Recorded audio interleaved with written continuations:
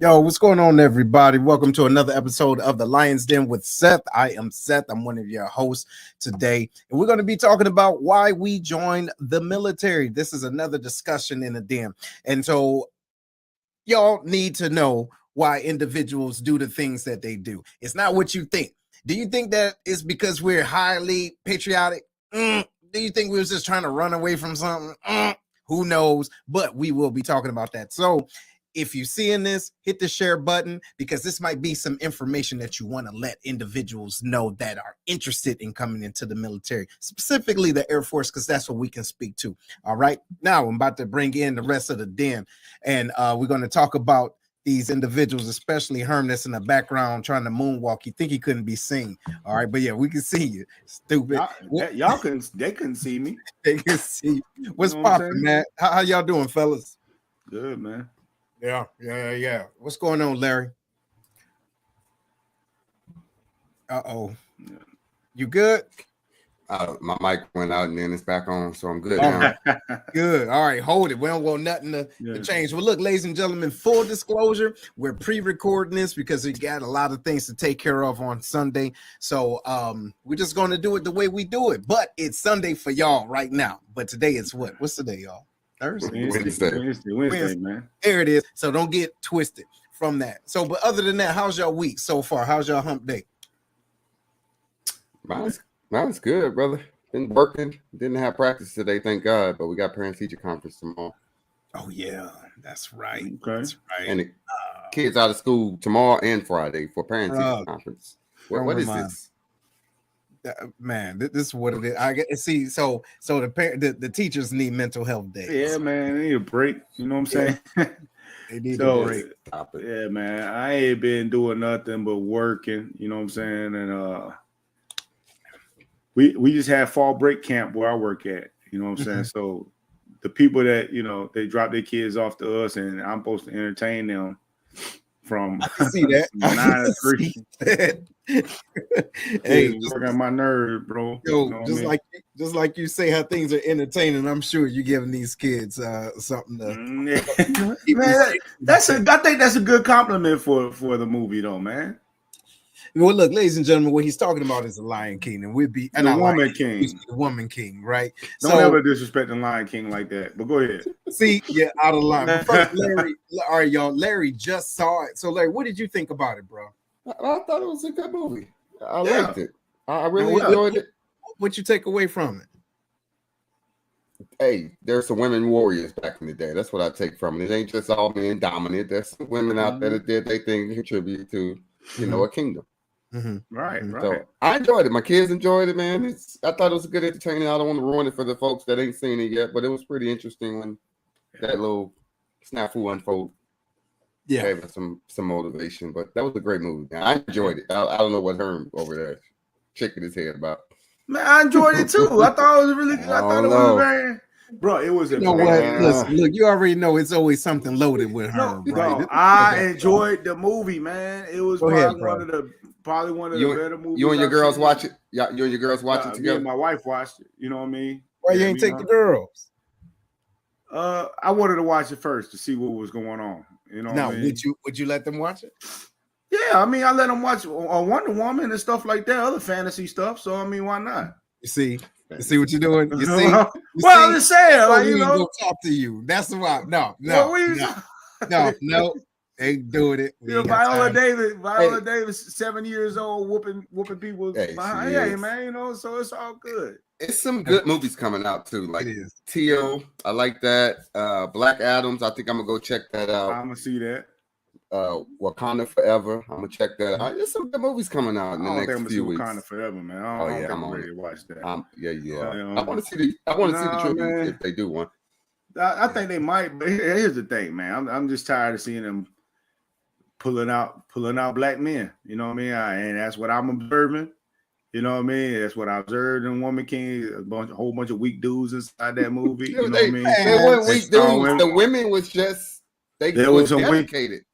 No men, no kids. Look, but you do have to understand that there was a strategy to that, right? It was a reason why. Oh, absolutely. Right. So it was but within the movie, listen, Yeah, you're being out of line. You're being out of line. Listen, for example, oh my goodness, there was still some strong men. You're talking about one person in particular that was highly not right. That's just overwhelming, not a masculine man. Okay, man, it was an entertaining movie. I'll put it like that. Anyway, ladies and gentlemen, look, hey, we're gonna get off of this because he's this way. Anyway, y'all let us know what y'all think about The Woman King. Was it a good movie? Scale of 1 to 10, and let us know, what do you give it? Okay, for me, I give it about a 9.5. Wow, 9.5. I do. And say what, Larry? It was better than Nope. I ain't watched no. I ain't even gonna talk to you about that because you know what, your ass probably still don't get Nope. That's way better than Nope. I was so because you don't get it. At Nope. I was not going to watch that for sure. You know, all right, look, apples and oranges. The I give it a good. Nope. You didn't like Nope because you had to think differently from what you saw. You was like, Nope is too much. It make my head hurt. I give Woman King a good 7.5. I give it. Okay, I think it's a good movie. It's definitely worth watching. Okay, what you give it, Larry? I give it an 8.5, 9. I thought it was good, solid. I give 9. See, no, hey, look, I'm surprised you say 7.5. Listen, y'all, look, because that's reasonable, man. I mean, it's not nothing. You give it. I got to rewatch it. Now, for me, when I give things a 9.5, that means, man, I really want to watch this. Like Coming to America. You know what I'm saying? Hey, give me a movie. Rewatch. We're gonna land this right here. Give me a movie recently that has been a 9 to a 10 in your eyes. Man, I don't think there is any, because everything is so microwave now. You know what I'm saying? I feel like, you know what I'm saying, they don't develop characters like they used to. You know what I'm saying? You know what I'm saying? So like Coming to America, and then you look at the sequel to Coming to America, it feels like a rushed movie. Yeah, I watched it.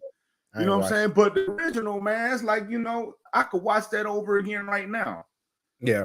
Friday, you know what I'm saying? Like Friday, I could rewatch that stuff again right now. That's the movies that I give 9.5. First Black Panther, the Avenger Endgame, you know what I'm saying? Mm-hmm. I'm gonna want to rewatch those. I don't know if I could do without watching Woman King again. That's why 7.5. A good movie. Got it. All right. So look, man, we're about to get into this, ladies and gentlemen. But don't forget, let us know what y'all think and why. All right, because we do care about what y'all think. But and Larry, he's got some issues going on with his computer and his video. So, ladies and gentlemen, we're talking about, why did I join the military? Okay, why did I join the military? Individuals join the military for multiple different reasons. Sometimes it's because they want to carry on a legacy, right? Their parents, grandparents, great-grandparents, and all that, Vietnam, all of that, everybody was in. But then there's sometimes you want to do something different, okay? And sometimes it's just situational. You want to get out of a certain situation, or just, for me, the environment. So, Herm, what you think, man? Why did you join, bro? Okay, so for me, man, I was a below average student. You know what I'm saying? And I don't feel like it was because I couldn't retain it, because I didn't barely go to school. You know, I was a person that wanted to do what I wanted to do, right? Mm-hmm. So I wasn't that great of a student, because a lot of times I was failing because I missed too many days. Okay. So when that happened, I had it fixed in my mind that school's not for me. Mm-hmm. You know, and I carry that mantra with me to this day. You know what I mean? That, you know, school ain't for me. So now that I know school ain't for me, what's next? Right. Factory, you know what I'm saying? For stuff that I could see, factory sell drugs, right? So I was like, okay, let me try to sell some weed, right? So, you know, I'm doing that. And next thing you know, people that shouldn't have no business knowing where my mama lived, came to my front door, knocking on the door, saying, I heard you got this and that. Okay. I'm like, what? So look, hey, wait. This is what we're gonna do, okay? We're gonna stop with the mess, okay? I'm giving you the real story. Like, you know what? Let me down, bro. Wait, so that is true. Before you came to the military? Yeah, this is true. You know what I'm saying? Like, this is Trap King, huh? Kingpin. Yeah, I only had 1 ounce, man. So I knew it wasn't for me. You know what I mean? 16 dime bags. That's what I had. Okay. So I did that, and then I worked in the factory after that. You know what I'm saying? And then I was like, what am I going to do? I know nobody was really sitting me down and talk to me about what I should do. But the good thing about it is that I come from a military town, military parents. Even though nobody sat down directly told me, you should go to the military. I was like, okay, maybe the military. So I really went in there with no plan or no direction for myself. No, I just knew that I didn't want to sit around here. You know what I'm saying? Something was pushing me to go into it. It wasn't I wanted to defend my country, anything like that. It was like, man, what am I going to do with my life? Yeah. You know what I mean? No, yeah, that makes sense. That makes sense, man. So mine was more or less, I want to A, get outside of Detroit. You know what I mean? And B, I was looking for a challenge in just life, right? Because I felt as though I've accomplished, seen, or experienced so much at such a young age that I was like, okay, is this it? You get what I mean? It was almost like that. Like, is this it? And so I would connect with different individuals. Now, the school I went to, right? Shout out to Benjamin Oliver Davis Technical High School, one of the smallest at the time high schools in Detroit. It was an aeronautical school, right? We learned how to work on planes, design them, fly them even. And the ROTC was Air Force ROTC. Okay. And we had individuals that, would graduate and they come back, they do the RAP program, right? For those that's the Recruiters Assistance Program. And you can come back and show individuals, look, I got a new car, I'm wearing blues and everything, right? But nothing but like E1, E2. But it was just something to look up to. And so I talked to my ROTC teacher and was like, yo, I'm thinking about it. I don't know. Like, I really don't like school, but I love to learn, you see. And so he said, well, if you are looking for a challenge, you got the military. And I said, so which one is the hardest one?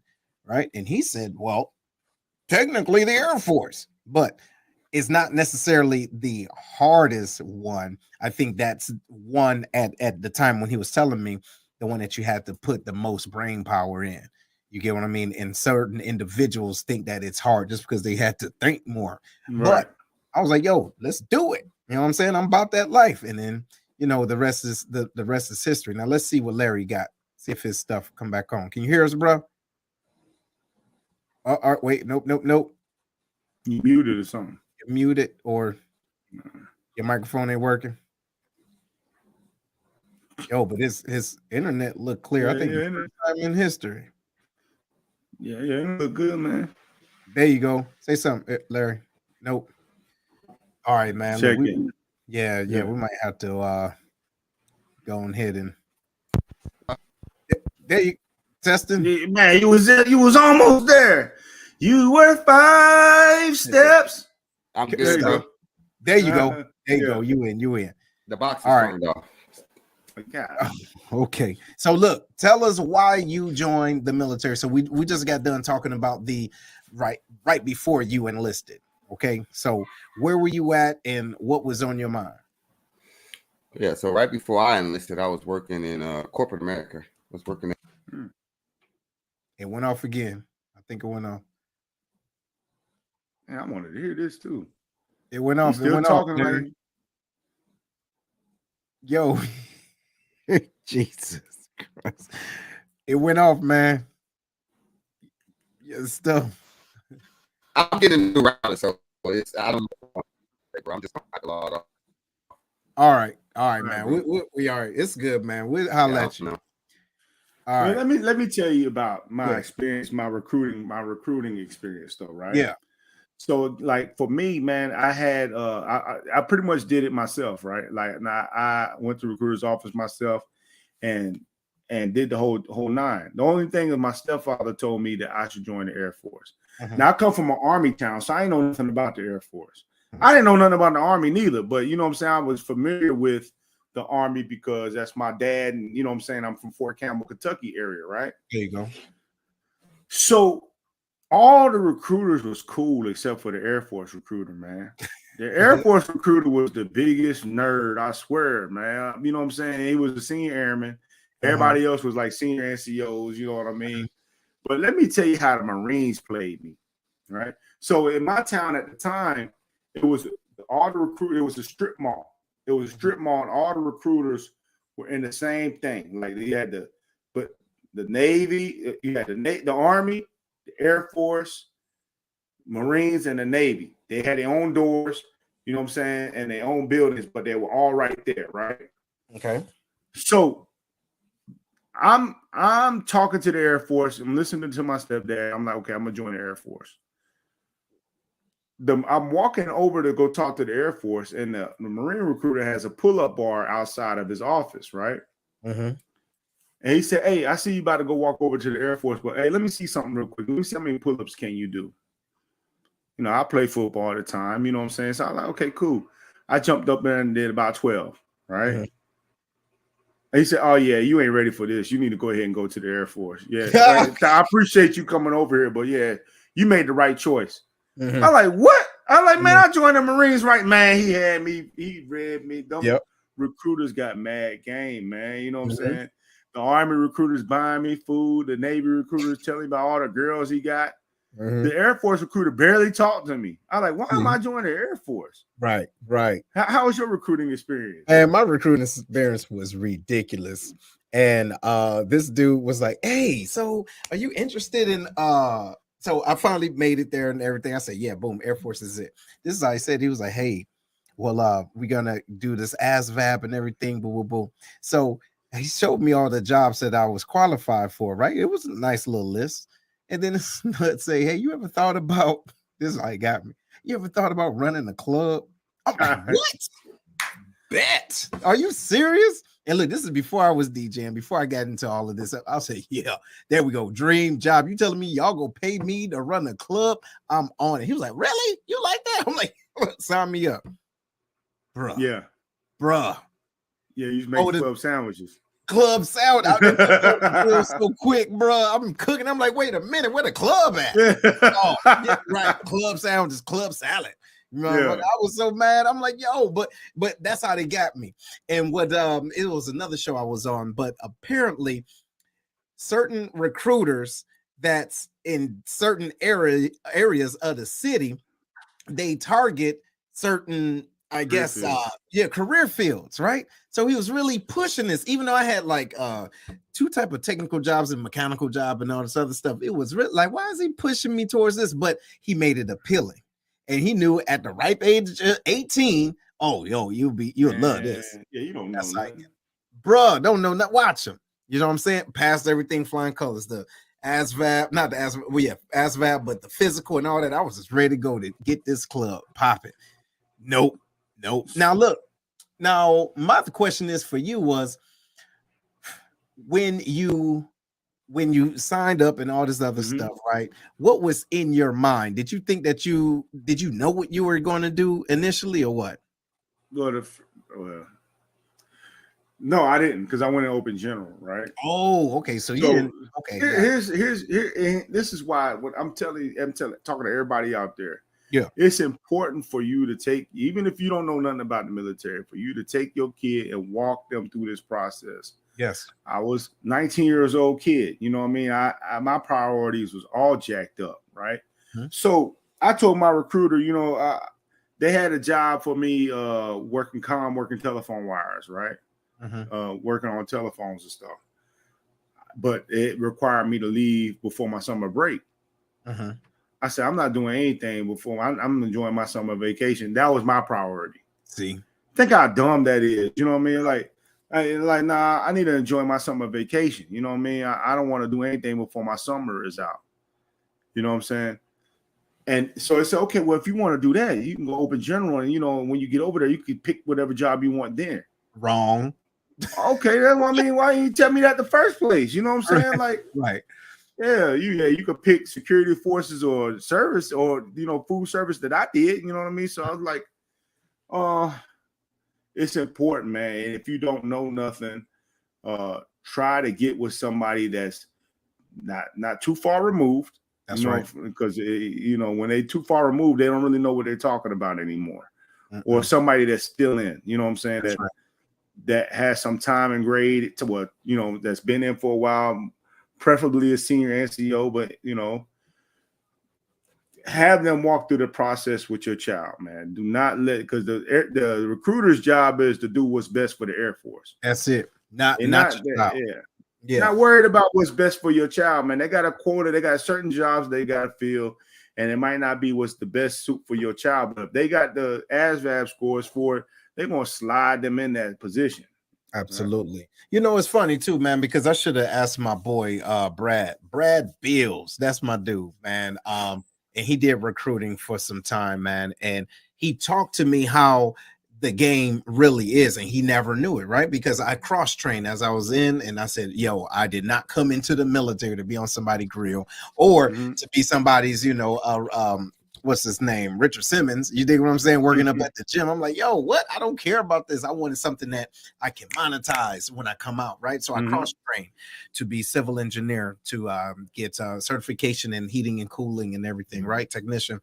But Brad is a brother of mine, real good, solid friend, but he ended up going over to be a recruiter. And he explained to me that, yo, these recruiters don't really give all the information to the kids and or parents, right? Because again, to your point, it's that quota. So he made it his point to give them as much information, informed decision, but then also so he can make his quota. So I'm glad that you said that, man.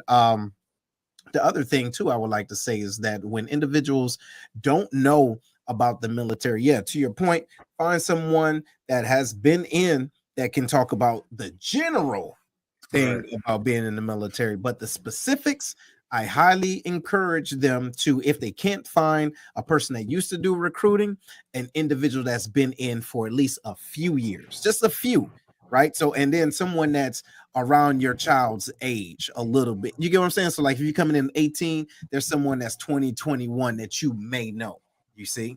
But now, were you afraid, man, real talk, when you first came in? Nah, man. I remember when I first came in,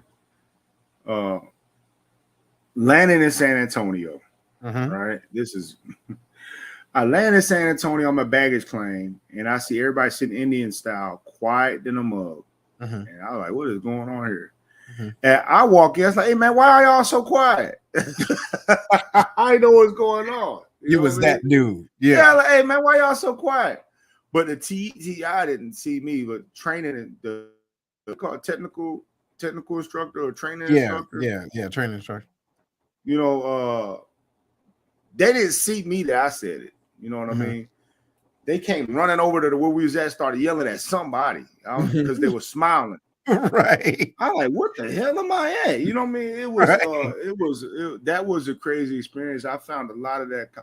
Here's the first part that hit me. It wasn't about scary, but I felt a sadness, like a homesickness when basic training started, and I wasn't getting no letters to begin with. You know what I mean? I wasn't getting no letters. Yeah, we're gonna talk about that. Now, what time of year did you go in? I went in August. Okay. So it was hot in a mug outside, man. Yeah. You know, a lot of Black Flag days out there where you can't do nothing outside. That's right. So I went too high. Yeah, I was there from August, and then right before Thanksgiving is when I left. Now see, I went during Christmas. Actually, I went December 2nd. Right, December 2nd, bro, and I was there for Christmas and New Year's. You see what I'm saying? But now you talk about the letters. Now how did you feel? Like, when did you actually start getting letters? So the first couple weeks I didn't get one. You know what I mean? And you sitting there, everybody's getting letters and whatnot. After that brief, yeah. And you know what's funny is that everybody's girlfriend turns into a fiance when you in tech school or when you're basic training. Everybody's engaged. I wasn't no different. You know what I mean? I was engaged too. You know what I mean? And so I'm not getting no letters, but everybody else is, and it affected me. You know what I mean? It affected me so bad. You know what I mean? That I kept asking the TIs like, "Hey, is there no letters for me?" He said, "No, not." I like, damn, like nobody give a nobody like what's going on? You know what I mean? Right. The first time I broke down twice in basic training. The first time I broke down is when I got my first letter. It's like somebody gave me water for the first time. Who gave you your first letter? Your girlfriend? Yeah. She finally, dumbass finally wrote me. You know what I mean? motherfucker. She finally got me out there all out of sorts. Yeah, yo, you was in like, your stuck place, right? Like, yo, no man, you right me. You know what I'm Right. saying? So anyway, so that was the first time I broke down. The second time I broke down was in church. Yo, did you? Yeah, man. I'm like, what am I doing? You know what I'm saying? Like, so what happened? You got extra spiritual? Yeah. Everybody gets spiritual when they, you know. And it wasn't that basic. It was hard. It was just you get homesick. You know what I mean? I've never been away from home that long. You know what I mean? And I've never been away from rice that long. I was like, damn, I can't have my rice. You know what I mean? So, I'm just saying. Yeah, but you got issues, man. You know, my first time, I think the hardest thing for me was the adjustment of the hurrying up and just doing things because they yelling at you. Boy. Like, for example, ladies and gentlemen, there's this time, and I don't know if they do it now, they might not do it anymore, but you get a key that has a lock on the side or around it, right? That lock is for your wall locker. Yep. Okay.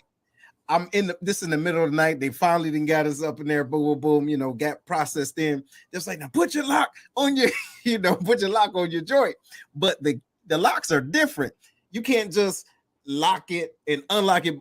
Okay, when you lock it, you can take the key out. But when you unlock it, the key stay connected. All right, for some reason. So my silly self, here it is, 2:00 in the morning. I'm locking the wall locker with the key on it, and now I'm choking myself. I don't know how to get it. And then he yelling, hurry up and do. I'm like, and I'm choking. I couldn't believe it. I'm like, what is going on? This ain't a real lock, and you triggered. Okay, but then when it came down to the letter, right, is my girlfriend too. I'm like, man, ain't nobody. Because what happens, and just to paint the picture for everyone, at the end of the day, your TI sit down and give you like a little brief of what's going to happen the next day. And everybody sitting down in Indian style, like you said. And then after that, he has a stack of envelopes, right? Those envelopes are the letters. And then he just say last name and he just throw them at you. Just throw them. And I'm looking. Oh, this guy dude say, no, man, that's me. Boom. I'm like, yo, okay. But then so finally, I would say about a couple of weeks, I got like 3 of them. It seemed like they was holding them for me. You know what I'm saying? Then just boom, it all came out. But man, I needed that, bro. I needed that. Do you know now what was one of the funniest things? I'm gonna give you one of mine, man. As we were not in processing, but putting our stuff outside of our luggage. Taking the stuff outside our luggage and then only bringing the things that we needed, and it was putting it up. One dude had some swimming goggles, right? He had some swimming goggles in his bag. And so we had 2 TIs that was there. The one TI that was next to me that saw the guy's goggles, he called the other TI that was on the other base. He said, Sergeant so-and-so, oh my goodness, you need to get over here. Stat, right? They're talking all crazy, right? Yeah, that like, voice. What's going on? He was like, we got someone here that thinks that they're going to summer camp. What do you mean, sir? Tell me, what do you mean? Look at these goggles, man, bro. And you're not supposed to laugh. Right, so I'm just holding this in, and they messing with this dude, and everybody. It's just crazy, man. But what was the funniest thing for you? The funniest thing for me, it happened to me actually. Oh wow, man! So when you're in formation, you're not supposed to move, right? You're supposed to look straight ahead and not move. Yeah. So there were some pigeons fighting up in the dang on rafters, right? And so they fighting their ass off too. So I'm looking up at the rafters at formation, watching the pigeons fight. Right. This tall, watching pigeons fight. Man, pigeons fighting their ass. I'm looking like, damn, they getting down up there. Right. And so I'm looking at the pigeons fight, you know what I'm saying, forgetting I'm in formation at attention, right? And then next thing you know, it was like Senior Airman Hauser. I think I remember his name. He was tall, about 6'3", right? 6'4". He ran up in my face. He's like, trainee, what do you think you're doing? I said, sir, trainee Brown reports his order. The pigeons just caught my attention, sir. And this little short midget ass TI ran up on me, and I had to look down on him. Right. He said, I bet I can get your attention. I wanted to laugh so hard, man. I was like, man, I'll beat your little ass to death on this pavement. What did he do, though? Huh? He's looking up at me like he's trying to yell at me, right? He's like 5'2". Right. So I'm looking down because first the 6'4" dude is talking to me. You know what I mean? So I'm looking at him like, Sir Trainee Brown Poison's ordered. Right. I'm like, Sir Trainee Brown Poison's ordered. You know, the picture just caught my attention, sir. I bet I can get your attention. I'm looking down like, oh, wait, who said that? Who said that? Man, I was like, Lord have mercy, man. You know what I mean? But one of the interesting things that happened in basic for me, man, is the true melting pot, because this is people from everywhere. Yes. I met a white person that claimed he never saw a black person before. See? You know what I mean? So you bringing all these people from all around the country, all different cultures, all together, and now you're trying to build a team with them. That's right. What I'm saying, under stress, you know what I'm saying, and all, you know, learning, and we eat together, we sleep together, right? You know what I'm saying? You have conflicts together. You know, I think that's one of the better things that the Air Force do to you is put you in that environment and like, okay, now y'all live together. That's right. And that you're absolutely right, man. And to give you small tasks and say, hey, this needs to be done, figure it out. You get what I'm saying? But do it together. You see what I'm saying? And I think that's real good, man. And I can remember that time where that was my first time truly being friends for calls, right? But truly making connections with other people that don't look like me. Here I am coming from Detroit, right? Anytime I see someone that was of other race in my neighborhood, they was there for different things, wrong things, right? So never really to connect with you or to have friends, right? So by doing that, I remember my first interaction. This was on the 24th. It was Christmas Eve. So the guy that was sleeping next to me, he had a bunk next to me, right? And then he was just sniffling and everything. I'm like, yo, what's the problem? You know what I mean? He was like, look, man, this is my first time away from my kids like that. You see what I'm saying? Because I was there during Christmas, right? So he was like, this is my first time away from my kids, boo, boo, boo. I said, man, listen, just consider this. I'll never forget it. I said, this is one Christmas. Knowing I didn't know this for sure. But I said, this is one Christmas that you're investing to change your life and your children. Man, boy, you know what I'm saying? Because he was crying his ass off, but I just had something in me to just say, hey, just consult him. Because check this out. At this time, bro, this was like maybe week 3 or 4. And during the holidays, now that we know, being in the military, everybody kind of chill on out. So the TIs ain't on 10. You know what I mean? Nobody really checking on you like that. So I'm going back and forth to the BX now. And I remember calling my mother, bro. And she was like, baby, you okay? I'm cracking up eating candy. I'm like, yo, is this it? For real. Now, different now, but when I went in, it was only 6 weeks long. Now it's like 8, 9 weeks. Same for me. Yeah. Right. So I'm eating candy. I'm like, wait, no. This is basic training. But keep this in mind, when you got a mother that was you already your first TI, and then I'd had karate class before that. So when I'm coming to this, and you took karate, Taekwondo actually, bro, you over there, Bruce Leroy? Okay, let's go. No.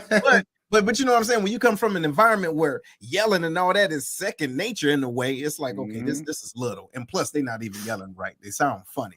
But when it came down to this young man, I'm like, yo, man, look, you can do this, boom, boom, boom. And I saw that was a very pivotal time in individuals' lives. You know what I'm saying? Because again, Christmas and New Year's, bro, it was different. That's the tough time. I had the same situation with a dude. Mm-hmm. You know what I'm saying? He was I always looked at him like a real frail looking guy.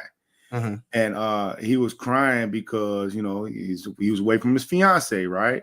Yep. And so I said, I swear, man, it's like I almost said the same stuff you did. I like, remember what you doing this for, this, that, and the third. Yep. I did that for the first 2 weeks. Third week, I was like, man, hey man, you need to be quiet so I can go to sleep, man. You know what I'm saying? Like he be crying every damn night. You know what I'm saying? He was crying. I'm trying to, he's crying every night, man. We had week 3. Right. Come on, dog. Like, I ain't gonna keep on telling you everything's gonna be all right, man. We on week 3, man. Would you say, look, would you go give him something to cry on? No, but this cat he's the one that got honor grad. Like really? DG, he's the one that was there like this.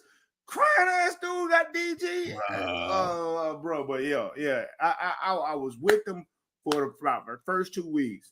Third week, I was fed up, man. I was like, hey, man, because for something come early, you know what I mean? We got to get up and start running early. You can't be crying every single night, dog. Right.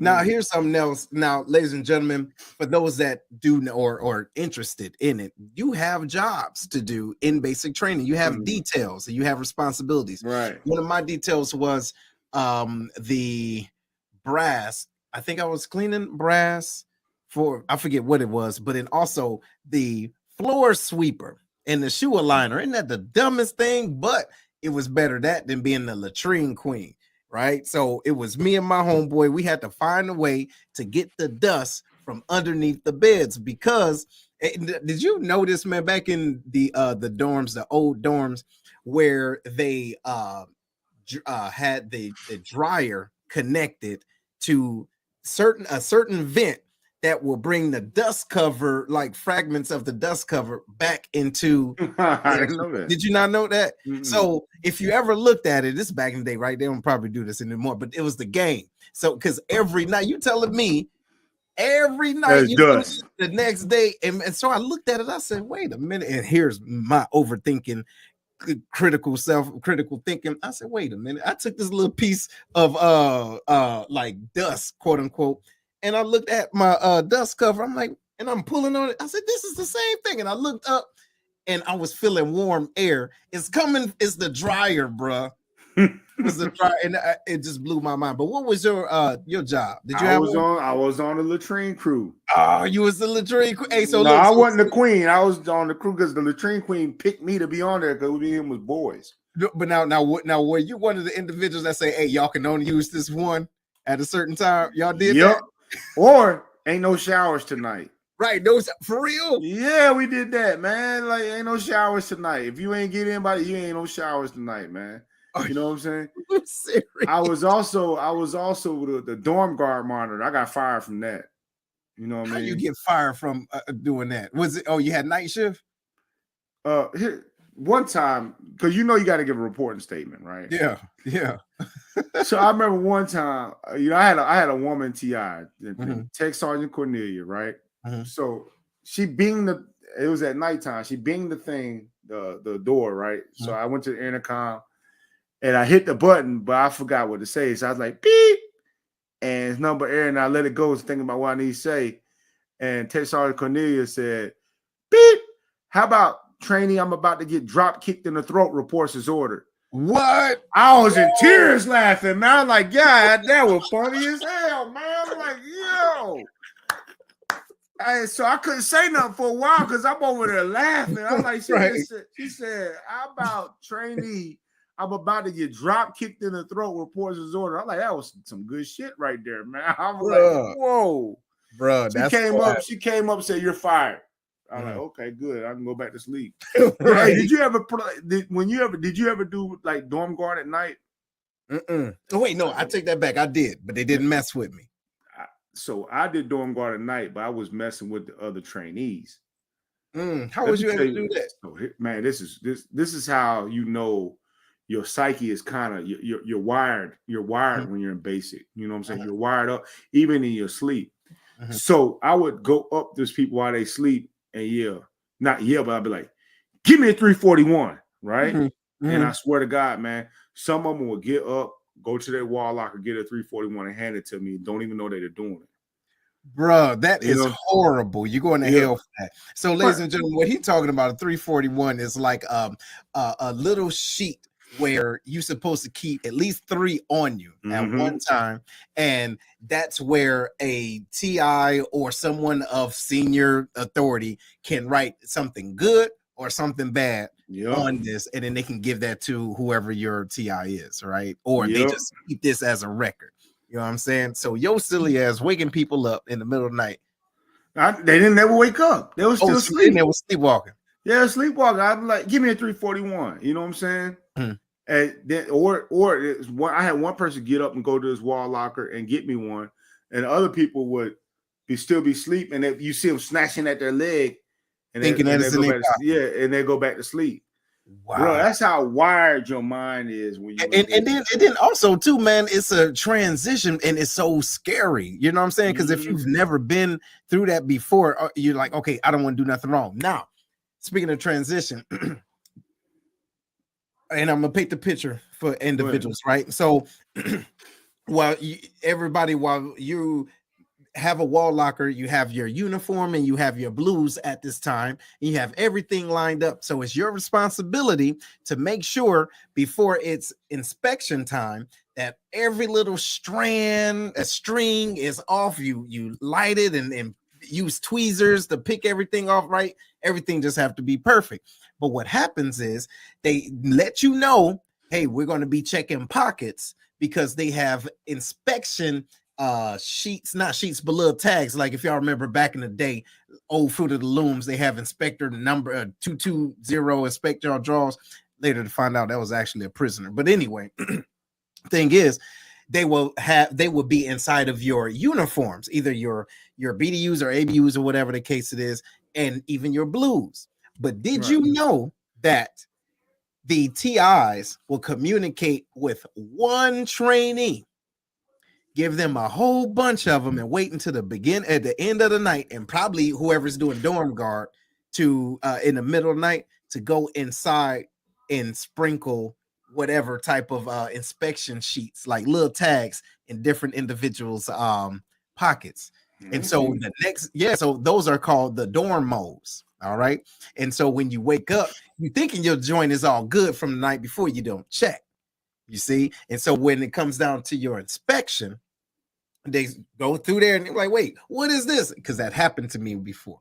And the TI that checked, and this is how you knew he knew it was mine. He passed 3 other individuals and came directly to mine and went through this one pocket and had a handful of these joints. I'm like, yo, right? And he said, you know what? You're lucky you from Michigan. Because I'm from Detroit and he was from another part of Michigan. He was like, all right, I'm only going to give you 1. You couldn't get more than 3. And this was the last, he just gave me 1 on that joint, man. But before you get recycled. Yep, before you get recycled. And recycled, ladies and gentlemen, mean that you go back to week 1, or you can go back a previous week, no matter where you were at. But at this time, this was like week 4 or 5 at this time. So at any time while you was there, did you regret the decision that you made? You know what? Not really, man. I think I didn't regret, but to your point, I was homesick because I was missing good cooking. You know what I mean? I was missing my family, friends around the holidays. You get what I'm saying? Yeah. But low key, I was kind of tired of the same old same. So I was looking at every situation as something new, something I've never tried before. And so that was something that kept me going on. Now, what about you? Did you ever regret it? No, I didn't. You know what I mean? But again, I felt like the whole time I was just going with the flow because I didn't know what was going to be next. Right? Yeah. You know what I'm saying? Yeah. I didn't know what my job was going to be. Oh, yeah. I didn't know nothing. So I was just kind of just going to the next day. You know what I mean? Like, this wasn't too bad. This wasn't too bad. Mm-hmm. I never felt like anything was so challenging to me there that where I was like, I was about to get broken. Yeah. You know what I mean? Yeah. Like I never felt like that, but it was more along. Did you see anybody that did experience that? Oh yeah, for sure. You know what I'm saying? For sure. I had one dude. I was cool with him, a little white dude, man. I was cool with him until he started saying the N-word. Yeah, he's like, you know, this is what I'm from New York. It's what we do. I was like, oh, okay. Well, no, I don't do. Bro, yeah. You know, yeah, because again, you got people that's coming from all these different places. Yeah. They're accustomed to all these different things. Mm-hmm. Yeah, man, you know what I mean? I seen people ready to jump people in basic, you know, and then it was the first time experiencing, even though I played football, you know what I mean? I never really showered after a game. Yeah. Now I got to take a shower, all these dudes in this bay. That was weird to me. You know what I mean? Like, you know, you get big bay showers and stuff like that. Yeah, open bay. Yeah. Like, this is straight up weird. You know what I mean? Like, I don't want to be doing all this crap. Mm-hmm. But there was never a time where I regretted or I felt like I was going to break. But I've seen plenty do that. That's why fast forward, and when people tell me, you know what I'm saying, they wish they would have joined the military because they'd be retired by now. I like, you have no idea what this journey entails. That's true. And they don't know if they could really have made it. You see what I'm saying? That's what I mean. You know what I'm saying? Like we rag on all types of folks, like, yeah, boo, boo. But we know, like, okay, you probably would have cracked during the first week. I remember seeing this dude, bro, and he ended up going to, I forget the name of the flight, but it's the flight where you they kind of out process you because you have some issues going on. Yeah, right. It's something they call it like Disney, whatever. But the bottom line, Mickey Mouse Club or something. But this dude was caught trying to slit his wrist with a plastic fork, bro. See what I'm saying? You see what I'm saying? Like, and I mean going ham, like, hey, yo, like, he said, I just need to go. I need to go. Look, and you know what I mean? So some individuals can't take it, but part of that basic training is to help you to realize, unlearn the things that you know and say, okay, now it's time for you to learn something else. And individuals have a problem adjusting, even in basic training, bro. You know, and it's crazy. Like, you know, they say a vet is a vet, right? Mm-hmm. And I believe that. But I met somebody who always wore this Army PT jacket, right? Okay. I said, oh yeah, how long was you in? They ain't make it out of second week of basic training. Man, I swear for a valor. Huh? I like, damn, you wear that jacket that much? You know what I'm saying? You couldn't even make it to learning a job yet. You know what I mean? All you learn how to do push-ups and sit-ups. But he got the colors, you though. Learn how to do push-ups and sit-ups and run around a track and okay. But my question is that person still considered a vet if they didn't even make it to the operational military? Absolutely. Even in basic training. They served. Served what? Just like you did. How did they serve? They was in basic. Yeah, but basic is not is it the military? Well, think about it. What if they worked in the defect while they was doing it? They served the potatoes that day. No. I'm talking about in basic training. Yeah, it's still military. You enlisted. Bro, so even if you don't make it out of basic training, you're considered a veteran? Technically. No, fine that. Ladies and gentlemen, somebody need to let me know. Okay, because you're a veteran. Bro, look, if you can't no, veteran of what? Of just lining up in a single I don't get it. Veteran of PT. You know what I mean? Veteran of the push-ups, I guess. Yeah. But you know what? No, but to your point though, I believe that there are people like that. Maybe not that extreme. Are you serious though, man? I swear for Lord, man. I promise on everything, man. Told me that they didn't make it out the second or third week of basic. So I'm like, oh, okay, well. No, bro. You better than me. You better than me because I need to see this in writing. Because you won't even have a discharge form, would you? Yeah, you like 14. You have to. In basic training, look, bro, your stuff's still wet. Like, what are you talking about? You have to, man. You know, they can erase it. They gonna get VA claim and everything. Oh, 100%. No, they. But so I would just say, man, going back to the original point, man, I don't regret it, right? Now, don't get me wrong. There was times while I was in the military, I was like, yo, I am straight. Now, keep this in mind, right? I'm aging myself. When I came in, Clinton was in office, and I was like, yo, this dude is cool. We ain't going nowhere. We ain't going to no war. This is the best time to go. My grandma said the same thing. Yeah, baby, cool. Y'all ain't going to war. This to do. As soon as I get to my first base and in process, right? And we have FTAC. FTAC stands for the First Term Airman Center, right? So our FTAC was like maybe a month, and now they got like down to a week, but it was maybe a month. So after that, we get a chance to meet everybody, boom, boom, everybody that came out of tech school after you learn your job at the same time. I get to my job, they were like, hey, Airman Miller. I was like, yeah, that's me. You're about to deploy. I said, that ain't me. No, bro, cat deploy. What is that? Well, have you been watching the news about Kosovo? Like, who is that? I didn't even know what Kosovo was. No, I'm not tracking. All I know is I'm not supposed to be going to war. I'm like, well, no, you're not going to war, but you're going to support a conflict. Like, no, bro. I remember specifically, I told the dude that was in FTech with me, I was like, man, look, I need to go and I'm about to go find some weed to smoke because I'm going back home. He was like, why not? He's like, what you mean? He was like, man, you in the best place to be, man. It was just crazy. But right then and there, that was in my first base within the first, I'm gonna say about a month and some change. Right. Yep, that's when, man. And but this was a good thing too. I was deploying, was there at Whiteman Air Force Base. That's in the middle of Missouri, right? Nothing is there. The town outside of Whiteman is named Knob Noster with 2 stop signs, two stoplights. Stupid, small. But anyway, so we went from Knob Noster and went to Seymour Johnson, okay, and we're supposed to go over to Pakistan to help support, but no, Kyrgyzstan, excuse me.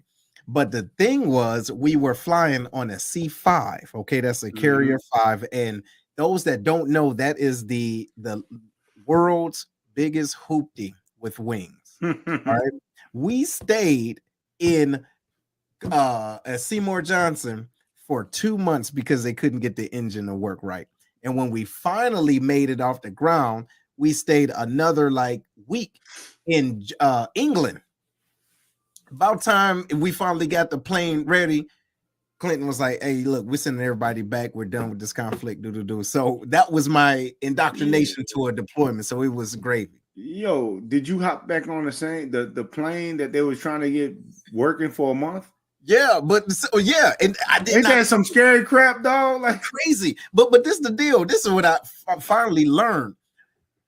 They know how to break the plane and know how to fix the plane. Okay, they know, and so they get the extra tax-free. All of this was so when you're a young airman, you're just coming in, you're like, Lord, that person, they just using my body, and I'm about to go die. I'm about to fight something. I don't know what I'm doing, but you're not directly in harm's way, and I think that's the main thing I want to make sure that our audience know as far as the jobs that you pick, right? The conflicts that's going on, and what the Air Force mission truly is. Now, what about your first deployment, man? So my first deployment happened right after September 11th. Oh, wow. Right, you know what I'm saying? I remember I was chilling one day. I was asleep, actually. I was sleeping. I was stationed in Alaska. And my then girlfriend calls me and wakes me up, you know what I'm saying, my nap, and screaming in the phone, we're being attacked. My dumb ass runs out the front door looking to see where are we being attacked from with no gun in my hand. I just ran out there in my damn drawers, you know what I'm saying? Like, we being attacked, like where? What's happening? You know what I mean? Right. Like, hey, she got your back. Hey, where your 341? Oh, yeah, I know. I'm out there looking for the attack. Like, you know what I'm saying? Like, me and my drawers are going to do something. Right. So anyway, so she said, turn on the TV. So I'm looking at the TV and I'm watching, and I'm still not really contemplating, like, understanding what's going on, right? I'm like, okay, see these planes running in the building. Next thing you know, the base calls me. You know what I'm saying? Telling me I need to be in my uniform, bring my bags, whatever. Okay. Not that I was leaving at that point, they was doing a bag drag. So, that's it was like a complete night and day difference of what just happened. Because before that happened, it was just really the front gate was, clear, it wasn't that big, no muss, no fuss to get on base. It's like a snap of the finger. They had sandbags around, you know what I'm saying, stuff blocking where you can't even get on base, like, like deterrences, you know what I mean? Like you can't, no straight shot. I get in base, and you know what I'm saying, they check in my bags and they say, hey, yeah, you're about to get ready to deploy. You know what I'm saying? So I'm getting ready to leave in 2 weeks. I'm like, okay. You know what I'm saying? So I'm excited. You know what I mean? I don't know why I'm excited. I'm just excited. Right. So I'm in Alaska at this time. It's about 10 degrees. My first deployment is Oman Air Base. You know what I'm saying? Thumb rate. It's 110 degrees over there. Right. You know what I'm saying? But that was it's like you said, you know what I'm saying? I wasn't directly anywhere. Right. I was supporting the war mission from a pretty safe location. Correct. So, but let me ask you, before we get ready to wrap this up, man, I feel like nowadays, a lot of parents, I could be wrong, it's just what I observed, a lot of parents push back more today on their children joining the military.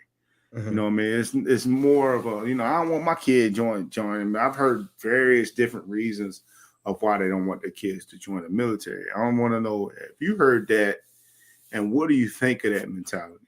Well, I have, and what I think about that mentality is that it normally comes from individuals that don't know anything about the military, nor have they even served. So what they do, in my opinion, is project their fear, right, and on to their child or their niece, nephew, cousin, whatever the case is, because they have their own reservations. And some of their thought processes, I believe that their thought processes are connected to something that's politicized. Right. Meaning it's because of this president. Like my own people, they will say, oh, look, Clinton's in office, do. You don't understand. That person does not dictate if we go to war or not, right? It's so many different things that goes on. So when parents or adults that's trying to detract their child away from the military, I believe by and large, the issue is a lack of information and a lack of education. But what you think? Same thing? I think the same exact thing, and I think it's sad because is the military for everybody? No. I don't think, of course not. But there's nothing out there. There's nothing out there besides a nice bowl of ice cream that's for everybody. You know what I mean? But I feel like it is a place for a young man, a young woman to become a better person or grow. That's right. Because now they are up under you. You know what I'm saying?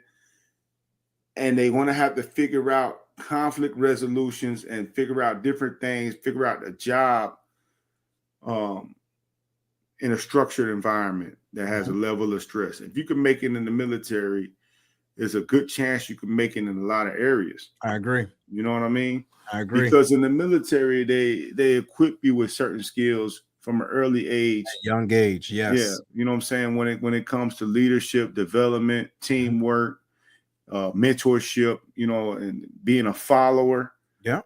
All that stuff. And then they teach you a job and pay you while they teaching you this job. Why they pay you. So then when you get out, don't forget about the education, right? Yeah. So then you can go to you can take the educational route, free college. You can leave with debt free, right? Leave debt free. And the other piece of it is too, when we're looking at future jobs, you can now say you have the experience without the debt versus kids coming right out of college. They don't have the experience. They have their certificates or they have the degree, but they don't have the experience. You know what I'm saying? So I guess the analysis, it outweighs, but I highly encourage, and that's what we can do closing up, man, is for our parents out there, do your research because your children are depending on you to give them an informed decision that's not based off of your emotions, right? Just because you scared you don't want your baby to, but don't you want your baby to get out the house?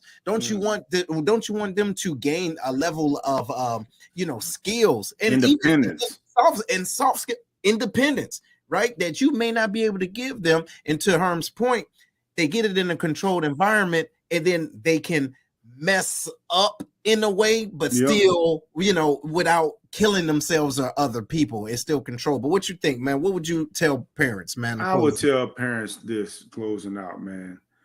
The military for a person like me who needed more structure, who wasn't ready for school. You know what I'm saying? And again, like needed more structure because I was a little bit out there. The military helped put me in a position to where I was around a lot of great leaders and bad ones. Yeah. You know what I'm saying? It was the perfect learning environment for a person like me. And honestly, there's no better, not to my knowledge, better retirement program than the military has. You know what I'm saying? To where we collect the money right at 20 when we decide to push the button. You know what I'm saying? I'm over looking at people, they got to wait till they're a certain age or something before they're able to get their retirement. Yeah. So I, like you said, Seth, man, do your research. Don't completely write it off.